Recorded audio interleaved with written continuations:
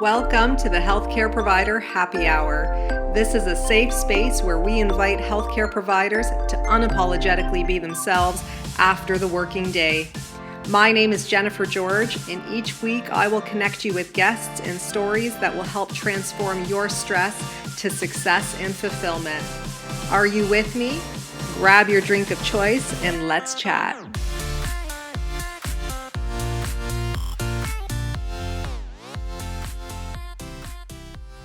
Hey everyone, welcome to the Healthcare Provider Happy Hour. I'm your host, Jennifer George, and I'm joining you today to chat with you a little bit about what might be consuming you right now. And when something is consuming you, it's usually something that is difficult to let go. It's not always a good thing. And one of the things I'm thinking about right now is in healthcare, there's so much going on. You know, it's nice to see that the community and the world at large is moving forward with experiencing the pandemic, and we're starting to see the light at the end of this tunnel. But at the same time, the healthcare system and healthcare workers are still on the front lines like we always have been, and we're dealing with the aftermath of a lot. And we're starting to see even more complex patients than previously, socially as well as physically, at least in my case. And there's a lot going on. And I think that we as an entity have not had the opportunity to process all of this. We are still surviving. We are still out there working, and we are just doing our best one day at a time.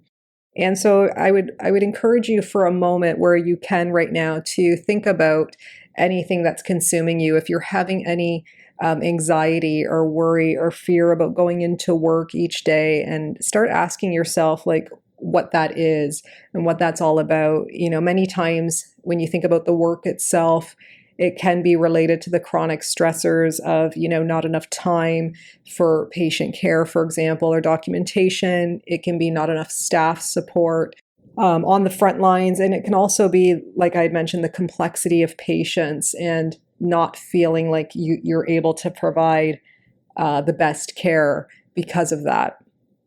Other things that could be consuming you could be the feeling of being unsupported, or you're feeling unsupported in some way. And to ask yourself more about what it is that you're seeking. What does that really mean? What do you need? And sometimes things like that could mean, do I just want people to agree with me? Or am I asking or seeking for others to try to understand, or to try to collaborate, or try to connect, or to be more transparent? What is that all about? Another thing to ask yourself is, do others feel the same way as I do? And this is something I've mentioned before in past reflections. And you're trying to find truth to what it is you're feeling, because sometimes our feelings, while they provide like as a guide and as a compass, they might not be fully accurate in terms of what they're reflecting. And so you want to seek some truth or validation in some way, not to say that your feelings aren't valid, but sometimes our emotions can cause us to be less rational, depending. And so you want to seek truth where you can. So simply ask, I'm noticing this. Are you feeling the same way? Or is this just something that I'm feeling? And one thing also is then to ask, like, what is the common goal here? What are we all certain of here amongst ourselves? And what are we trying to achieve as a collective? And then the most important thing of all of this is, how can we let go of what's got a hold on us? How can we let go? How can we protect our energy? Because at the end of the day, healthcare isn't perfect. And I do struggle with feeling that there is a solution to burnout or moral injury or compassion fatigue. And, we are seeing more trauma to healthcare workers due to this pandemic, more than previously, even though post-traumatic stress and trauma was an issue before. And so looking back at these things can bring up more trauma, right? So how can we let these things go? How can we protect ourselves moving forward?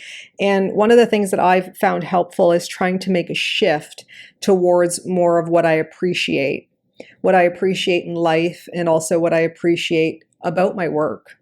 Okay, because there's a lot more that I appreciate than there is that's toxic in a way.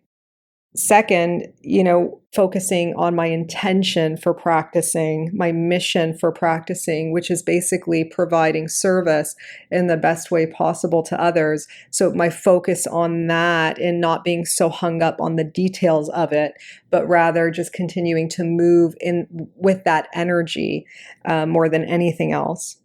And finally, letting go of what and who isn't in my control, right? So we can't control others, right? A lot of people are not going to agree with us, and an agreement isn't necessarily a good thing either, because it doesn't really challenge us to think for ourselves, and it doesn't challenge us to be on our own side and to grow ourselves in that way. But what can we let go of so that we can let better energy in? Okay, because if we begin to consume ourselves by looking at what's all going wrong with healthcare, then we don't see what's going well with healthcare. And then we don't look at how we can follow that lead. We only look at the problems, and we don't pay enough attention to the solutions or shed more light on the solutions. It's really easy in healthcare to focus on problems because, we're working with others who have had problems go on, right? Who are experiencing trauma for themselves. And that's difficult because you're trying to be a source of support for others.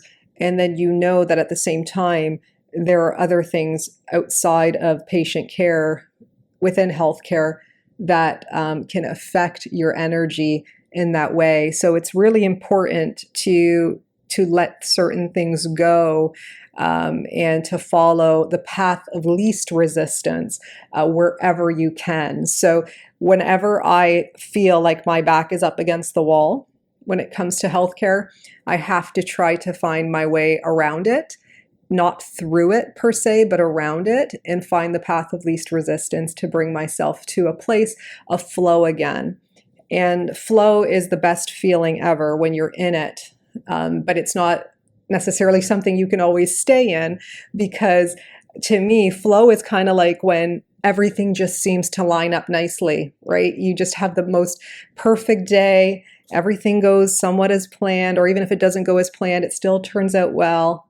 Whereas resistance is where, like everything, there's always there's a complication with every single situation or matter. And so you have to try to find a path that will remove you from the complications and the resistance and bring you to a place of peace and flow and harmony. And that is something for us to figure out. If we put all of our eggs in the basket of the system and expect the system to change, we are asking for disappointment every single time. That's just my opinion. However, if we are able to find appreciation and blessings and move ourselves towards a place of peace and joy and gratitude, independent of what's going on with the system, then we can make it, right? And then we can share this energy with others, because this is an energy that's more welcomed than an energy that is highly, highly stressed or anxious. Nobody really wants to be a part of that energy, right? So you want to kind of open the path for yourself, but that will also in turn open the path for others. And it's not easy, and it's something that you have to continue to move through. So you'll go in and out of it, but it does take self-awareness and self-reflection and also self-responsibility. Okay. Whenever I encounter challenging situations, and it's often, it really is, I have to ask myself, what do I need right now? Do others feel the same way? What is the solution here? What will bring me more peace? And I have to figure that out for myself. No one could give me that answer, because not everyone's going to agree with me at the end of the day, and I have to be okay with that. Not everyone's going to see things through my lens, and I have to be okay with that. Nor will I see things through other people's lenses either. And that's not my responsibility for them to be okay with that or not. All I can do is be true to myself. And I think if you can honor yourself as a healthcare provider, and you can honor your patients for where they're at and where they want to be, I think that you are doing amazing. And I think that you can't ask for more than that right now, because that in itself is a really hard place to be when there is a lot of noise going on around us and there's a lot of stressors that are constantly bombarding us that we have to continue to be aware of and shelf as much as possible so that we can be fully present to ourselves, but also to our interactions each and every day. So let me know what you think. Has this been helpful in helping you recognize what could be consuming you right now and how to let go of that resistance rather than just fighting it and giving more attention to it so that it grows into like a tsunami and completely overwhelms you? Let me know what you think. If you like this podcast, if you like this episode, tag me on Instagram. My handle's @bestobsessedwithjen. You can DM me as well and have a conversation about this. If this has triggered something for you, I don't think that's necessarily a bad thing. I think it's just something that might be kind of warranting a little more self-reflection on your part and self-awareness and responsibility. So until we chat next time, remember to stay well and to stay happy.